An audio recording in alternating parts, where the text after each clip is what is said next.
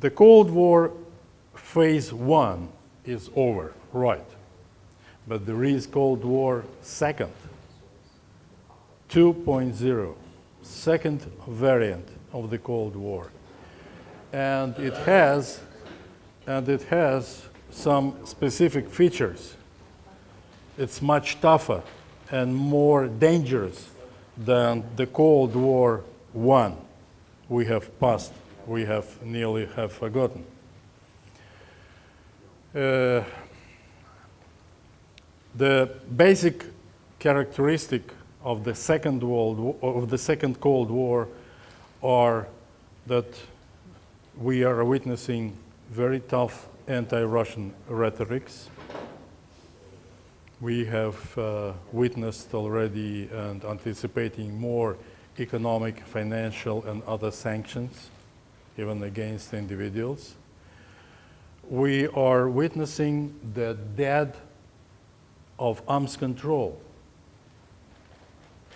The death of arms control.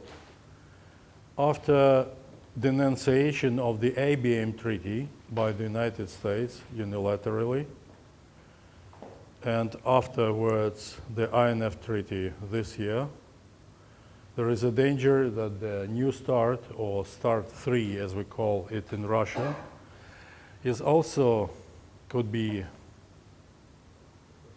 abrogated, could be collapsed. What does it mean? It means that especially in the nuclear and in ballistic missile defense arms control, there will be no breakthroughs, no arms control accords at all. There will be some other agreements in arms control in terms of confidence building measures, Open Skies Treaty, Comprehensive Test Ban Treaty, unfortunately not ratified by the US Senate, and we are still waiting from 1999. It was the first and the last attempt the US Senate made in search for ratification. But the ratification wasn't actually achieved because there was not any ratification by the US Senate in 1999. By the way, the treaty was available in 96. As to the Russian Federation, you may ask me, we ratified it in the year 2000, exactly. So there are 13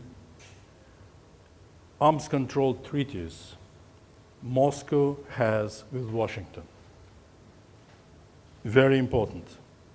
But some of them are not valid, like ABM Treaty or INF Treaty. Some of them are being violated, like the Open Skies Treaty or the New START. Some of them your government doesn't want to tackle with us. For example, prevention of arms race in outer space and the Treaty on European Security. The first draft on non-militarization of outer space was tabled a long time ago at the Geneva Disarmament Conference, and it's still on paper. It doesn't exist. Western countries, including the United States and the rest of the NATO alliance, they do not want to debate it in substance. The other treaty on European security has been tabled by the Russian Federation. Also, no go, no desire to debate it at all. So there are some other negative features we are witnessing. Nuclear non-proliferation is under great danger. So Chicago Triad, a mix of nuclear, ballistic missile defense, and conventional weapons, since 2012 in Chicago, at NATO summit.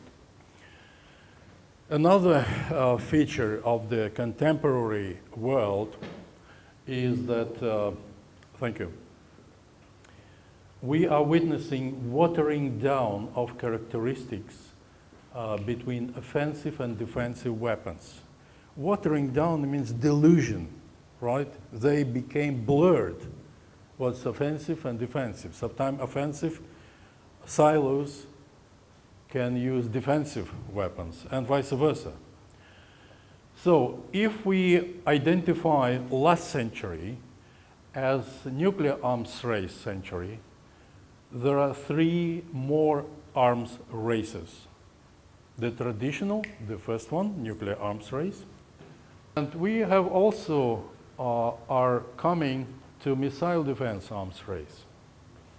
It happened after the USA withdrew from the ABM treaty and moved ballistic missile defense system into Europe and Asia Pacific. And space-based weapons arms race is imminent. I will explain later on. Please, next slide. And the difference of the Cold War I and II, I have to add some points, what I have already told you. Attempts for illegal power changes have increased. And buildup of military potential near borders of the opposing states. NATO, for example, increased its military might very close to Russian doors by 5 times. All right, next slide, please. Your questions. I put your all questions, so I will not read them. You will see all of them, 11, in the on the upper level in boxes. So the first question is like this. Moscow is in favor of extending of the new START, of START 3, while Washington is still abstaining from a clear-cut statement. Your